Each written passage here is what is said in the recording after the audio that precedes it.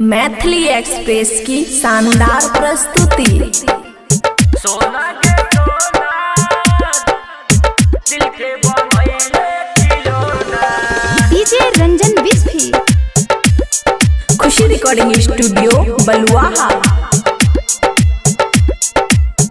दिल के बनैले खिलौना। सोना के सोना दिल के बनैले खिलौना। सोना के सोना दिल के बनैले खिलौना। तोड़ी चले गेलही दिलवा हमार, तोड़ी चले गेलही दिलवा हमार। दर्द बढ़ा के तू जो ना। सोना के सोना दिल के बनैले खिलौना। सोना के सोना दिल के बनैले खिलौना। खुशी रिकॉर्डिंग स्टूडियो बलुआहा। सोना के सोना दिल के बनैले खिलौना। DJ Ranjan Bisfi. Mix by Aman अक्के। दिल के बनैले खिलौना। जलही ऐसन गम नहीं जियल जैतोगे। ताजा जखम के नहीं भरल जैतोगे। जलही ऐसन गम नहीं जियल जैतोगे। ताजा जखम के नहीं भरल जैतोगे। नहीं भरल जैतोगे। सोना के सोना दिल के बनैले खिलौना।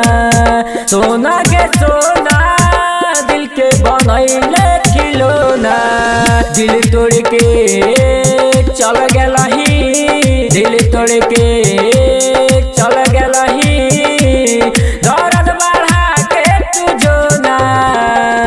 सोना के सोना दिल के बनैले खिलौना।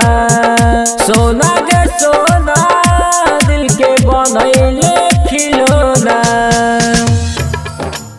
सोना के सोना दिल के बनैले खिलौना। डीजे रंजन बिस्फी। खुशी रिकॉर्डिंग स्टूडियो बलुआहा।